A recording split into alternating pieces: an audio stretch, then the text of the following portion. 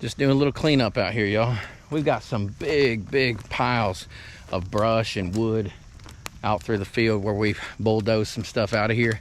We're gonna be setting that on fire before too long, and we're gonna have us a big old bonfire party. I hope you'll join in. Hey, lovely people. It has been a long time. I know that, I believe it's been 2 weeks. We have not posted a video. And that's unusual for us because we've been posting every single Saturday for the last couple of years. And I tell you what, life has just gotten busy. It's not always the best idea to jump in with both feet without a plan. And that's kind of where I find myself today. So I'm going to talk to you about the good, the bad, and the ugly. I guess the pros and cons of trying to start a homestead when you're not even close to being ready to start a homestead. There are pros, but doggone it, is there a lot of cons.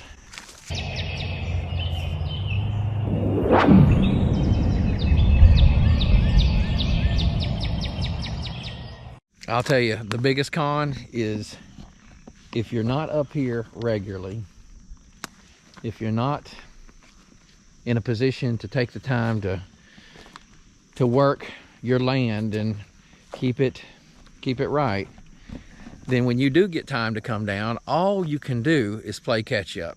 So we're gonna play some catch up today, but more importantly, I just want to have a talk to you because I know a lot of you are in the position that we are in, or are looking to become in the position that we're in, and that is to have land that you can build some self-sustainability, that you can potentially get off grid, get away from the bigger cities where the population's growing and where there are people coming into those cities that don't necessarily have the interests of you or America in mind. And you're wanting to get away. You're wanting to get in a position so that you can take care of your family, take care of yourself, and in case things hit the fan, you can potentially have a place that you can be at so that you'll be okay. Well, easier said than done.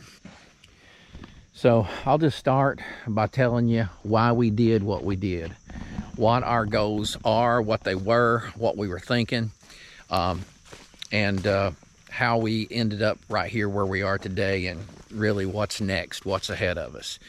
It's a big story, but I'm going to try to nail it down to the fact that this is something that you personally can relate with based on what you're looking to do, or what your needs are, or what your concerns are, your fears, or your hopes, or your dreams. So it encompasses a lot of that: fears, hopes, dreams, desires. So back in the time that things were going really bad a few years ago, when the world was getting locked down and the grocery store shelves were empty, we found ourselves in a position where you just couldn't go buy food. It was right around that time frame that I'm like, we've got to jump ship. We've got to do something. We have a home in a subdivision in the outskirts of a major metropolitan area, in the suburbs, and we've lived there for over 25 years. And it just kept growing and growing. When we moved to that little town, there was probably a population of 12,000, and it's grown by 10 times that. So things got very busy, and we saw the writing on the wall that, you know, these store shelves, we can't count on this. We can't depend on the fact that there's always going to be milk, toilet paper, or anything else that you might need to survive. And so how do we make this happen? Well, as some of you might know, if you've been around a while, I grew up going out to my mama and papa's farm, and just their beautiful mountainside my whole childhood. Every Sunday after church, my dad and my mom would take me and my sisters, and we would go out there, and we would have more cousins than you could count. My dad was one of 14 brothers and sisters in East Tennessee, and so that was just the life, going out there, seeing the horses, the cows, the chickens, just walking the creek bank, catching crawdads, in the wintertime, ice skating on the pond that froze over with just your tennis shoes on or your Sunday shoes, and just living a good life. Well, we've come so far from that. We've come so far from everything. I mean, back then, you know, when you go to bed at night as a kid, you didn't have a device that you'd look at right before you closed your eyes and went to sleep. You didn't have to plug something in and charge it. You probably didn't even have a TV in your bedroom. You know, if you did, there was 3 channels and it was probably black and white. That's how old I am. And I want you to know that those were the simpler and better times.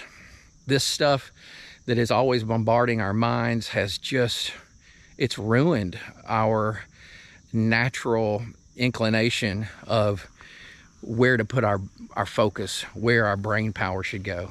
It's going in the wrong place. And so getting back to nature, getting out here in these woods, getting out in the country, that was in my heart that I wanted to do.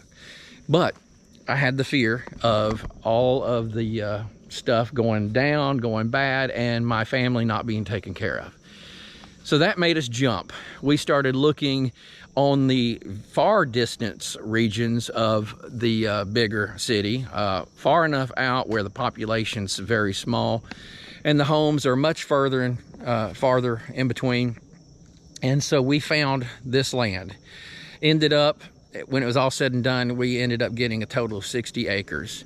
And there's a creek that runs the whole length of this property. There was things that I didn't think of or didn't know any better, even at my age. You know, I just not living this life and not knowing really what to look for that I would have done different if I had it to do over again. For example, the creek, we bought this in the winter, and the creek was full and running heavy and hard, and just looked like, wow, I've got a resource here that will sustain us forever if we need it, all that water. Well, little did I know that the creek dries up in the summertime. It's still dry now, and we are at the end of September. Last year it was dry till November. These last 3 years have been extremely dry compared to previous years. So whatever is causing that, I'm not sure. So luckily here in Tennessee, where we are, we get, I don't know, on average about maybe 43 inches a year in rain. Now, I don't know if that's changed in the last 3 years, but that's what I've always heard.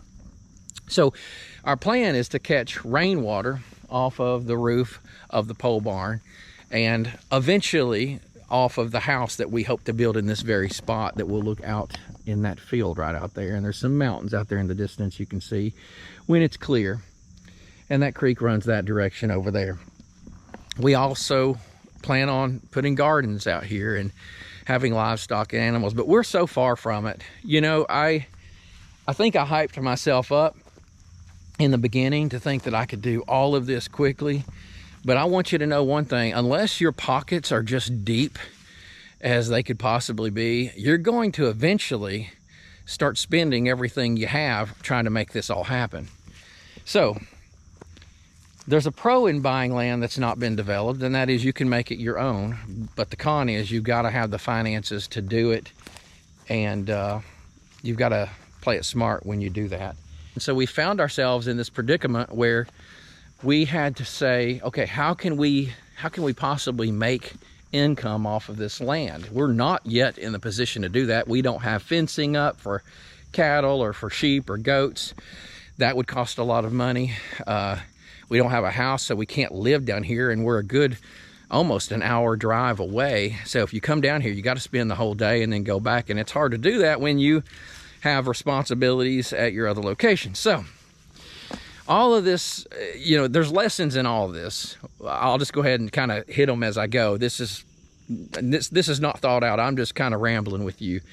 But one lesson is, now, again, we wanted to get far away so that the population is lower, right? But who knows where the next group of illegal immigrants might land, and 20,000 people might be bussed and just dropped off right here at the front of the property. You just don't know these days what's going to happen when it comes to population. It could change without any notice. So that's concerning. But we did know that the population was exploding where we were, and we wanted to be away. But if we could, it would be so nice to have property that we were intending to become a future homestead that was within a 30-minute drive of our home that we currently live in. That way I could run over there in the middle of the day, do any kind of work I needed to do, get back, you know, 2 hours later if I needed to, and go on with my day and continue working with my normal job or business or family responsibilities and so on.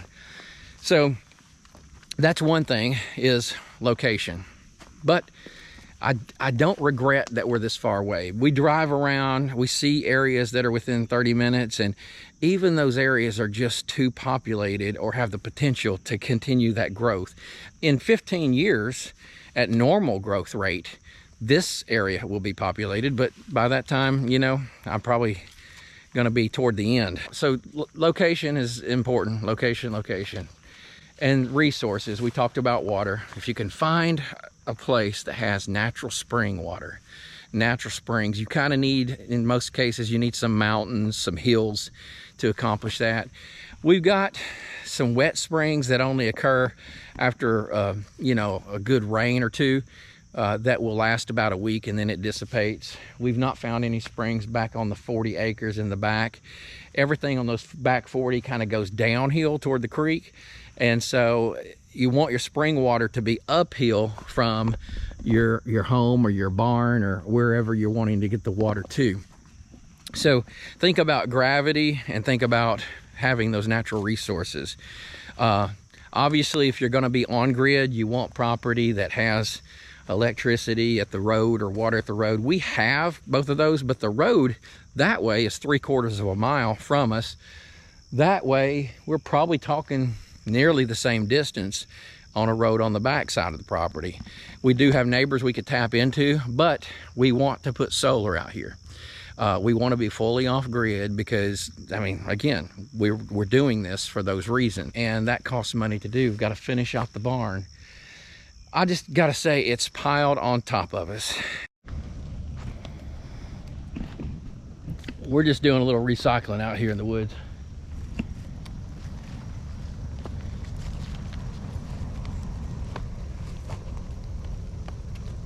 All right, I've been doing a little bit of work. I'm coming back at you. I had to stop and try to catch up on some things because I'm limited on time. It's already getting dusk, kind of, here, and I want to continue what I was saying to you. So another thing that you want to consider when you're buying land is septic systems, right? Because in the country, you're not going to find land, most likely, that is connected to a city sewer. I mean, you're not in the country if you do, not too far anyway.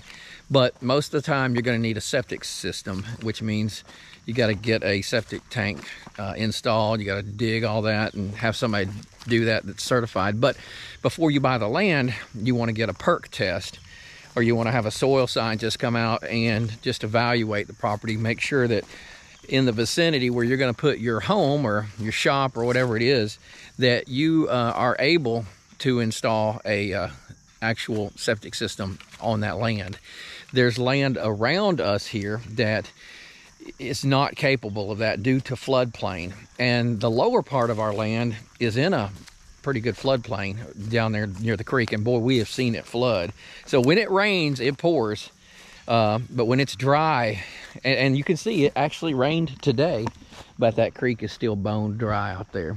But yeah, perk site is a very, very important thing that you want to make sure that you are capable of putting your septic system before you even think about signing on the dotted line. Next, I just want to say your physical health, okay?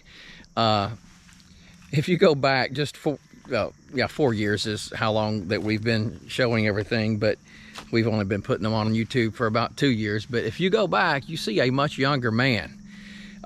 When you get above 50, you begin to age rapidly. It just happens. I mean, go look at pictures of your relatives who are older. Maybe they're already gone. Look at their pictures when they were 45, 50 years old, and then look at them when they're 60. Look at them when they're 65. You know, this month, I actually have a birthday. it's only going to be a few years before I'm knocking on the door of a much bigger number. And so I'm only going to be capable of doing so much for so long. And if you look right there, that didn't just happen by itself. And there's a lot more to do here, right? This is just some cleanup. I'm going to make firewood. We're going to be chopping firewood, actually cutting it with a chainsaw, and then using a hydraulic log splitter to split it. So again, I'll come back to money. If you don't have the resources to do this, the physical toll is going to be even larger. So the more equipment you have, or the more capability you have to sort of take this and automate it, if you will, the less it's going to be hard on your body, but the less money, the harder it's going to be. So things to consider. The other thing that I will throw out there is your time. We just talked about age and getting older, but time is something that when you spend it, it's gone. There's no getting it back. So you want to spend it very wisely. And you know, I've made mistakes with that. If any of us are honest, we would all say that we've made mistakes with the way we spend our time. I would change a lot if I could go back in my life and adjust the priorities that I had and the time I spent. And I may even consider that if I went back 4 years to when I first purchased this property. Now, don't get me wrong. This is the lovely place and we love being up here. And this has been a really, really great time that my wife, Mrs. Lovely, and I have had together doing this, coming up here, working, preparing, planning, dreaming, being excited about all the potential of what could come from this. But we have taken time away from other things. So what suffers when you take time away from it? Well, relationships could suffer, right? And when I say relationships, I mean quality time with the people that you love. We've missed some of that due to the fact that we're up here a lot working. We've got 4 grandchildren at the moment. Hopefully we'll have more in the future. And don't get me wrong, we spend a lot of time with them, and we have over the years, especially in their younger years, before the property came along. But the great news is they're coming up here very soon, and we're gonna have a nice camping family time together, and that makes it worth it. I mean, losing time with them's not good, but if you can have some good quality time here at the land, then that is a great thing. So that's the most important thing, is your family, right? Secondly, you have to worry about responsibilities. And you may have responsibilities at your job, at your business, or even your other home, the home you currently live in, if you're in this situation, right, that I'm in. And so I've got to tell you, this fall, I've never seen my own house in the condition it's in. I've never allowed it to get in that condition. The time that I've been investing into the lovely place and my own job or business, it's taken me away from taking care of the house and all the stuff that needs to be done there. And so you can only spread yourself so thin. And you have to be prepared for disappointment, because nothing, and I mean nothing, goes as planned. At least it doesn't for me. And you will see that by watching some of our previous videos where I've done tractor maintenance or cutting the field and many other things where near catastrophes have happened, or at least a lot of busted knuckles and a lot of aggravation when it comes to some service work. But you have a lot of things to consider. I mean, I don't want you buying a piece of property unless you've really evaluated the surrounding neighbors. Now, how do you evaluate neighbors that you're considering buying? Well, the key is not having neighbors too close. That's the key. And then, but you are going to have borders. You're going to have at least 4 borders, unless somebody circles around you or owns a corner of your property and they cut around it. You're going to have some neighbors, and they own that property right up against you, and they can do anything they want with it. It's theirs, and they should be able to do anything. I mean, at the moment we live in a free country, and by the way, let's all keep it that way. do what you have to do this November to let your voice be heard, so that you can be a part of keeping this country free and keeping this country going in the right direction. Because I tell you, right now, it feels like this country's burning up and we need some fixing, or some fixing. We need some fixing. And so please be a part of that.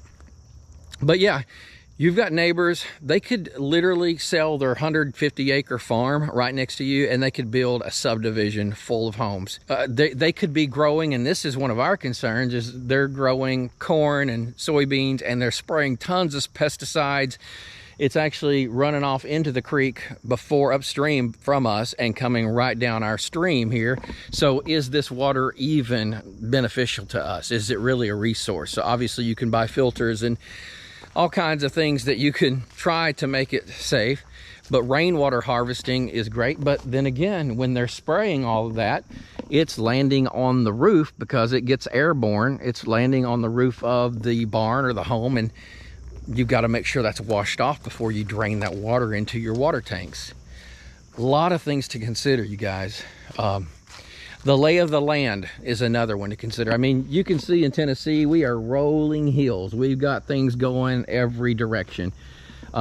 This is not mountainous. This is just rolling hills here. You want to make sure that you do have the lay of the land in your favor, so that wherever you put your garden, you can get water to it. We kind of hit on that already. Gravity can be your best friend if you're trying to get water somewhere.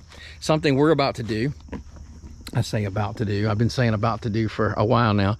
But we want to put a big garden area down toward the bottom of the hill near the creek, because all this runoff that comes off of this land goes down 2 trenches, and I want to be able to capture that water and feed it into the garden. Also, if you're going to buy property, if you can find some property that's already got some fruit trees on it, or some kind of vegetation that's providing natural resources. We've got a lot of hickory trees here, and so we've got hickory nuts falling all over this land. This is a really good place to gather some nuts. Hickory nuts are not the easiest to harvest and to deal with, but it's doable in a tight spot. But man, if you could find a place with pear trees, apple trees, or any variety of other fruit trees, that would be a big blessing. And again, if you can have some infrastructure, we did not even have a driveway into this place, so we put a ton of money into that, and we're not done yet. It's constant maintenance, and we've not yet put the smaller gravel on top of the bigger stone that we put down to create that nice solid base. We've learned a lot.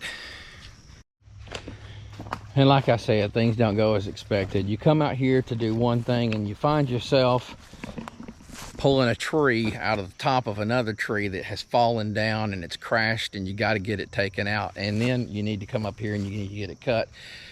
It's firewood, right? But it's a lot to do, and very rarely do I have the opportunity to finish what I start at any given time. And I will say this, doing these videos, I enjoy it, and it's great hearing from you guys, and I appreciate all the comments, by the way, and all the subscribers and the thumbs up. So please keep those coming. We'd love to get the comments, because that helps the algorithm and it puts us out there so we can get some more views, and that's what we all want. But doing these videos takes time, and it takes time away from other things that you could be doing. But that's what we're doing, and we're doing it for a reason. And the reason we are doing it is because when we got the property, we were looking at all these different videos. What do we need to do to cut this field? What do we need to do to build a driveway? What about a pole barn? What's that all about? What about solar? What about this? What about that? So we have, from the beginning, decided, you know what, if that helped us, maybe we can help other people, and we'll record everything that we've been doing. So that's what's been going on. And if you go back, you'll see a lot of the stuff that, well, you'll see pretty much everything that we've done, but you'll see everything that we got to get done. So anyway, you know, if you stuck in here this long, I appreciate it. I hope that if you did, that it was somewhat beneficial to you. I know there's a lot of us these days that are concerned about the world that we live in, and I remain concerned. In fact, my concern has went up extremely higher since we bought the property, which that kind of is aggravating, that I know the need is there, I think more than ever. However, I've slowed down, and we just got to keep pushing through. When I asked my dad what the secret is, he was actually suffering from cancer. He was in the hospital. He was in a hospital gown, and he was on a hospital bed, and he was laying back doing some sit-ups. And I said, "What's your secret, Dad?" I think I took a video of this, and all he said was, "Just keep working." So keep working, lovely people. But on the bright side, there is a lot of love out here. There's a future, there's potential, and together we can make this the lovely place. Take care, everyone. See you next time. God bless you. Thank you for watching. See ya.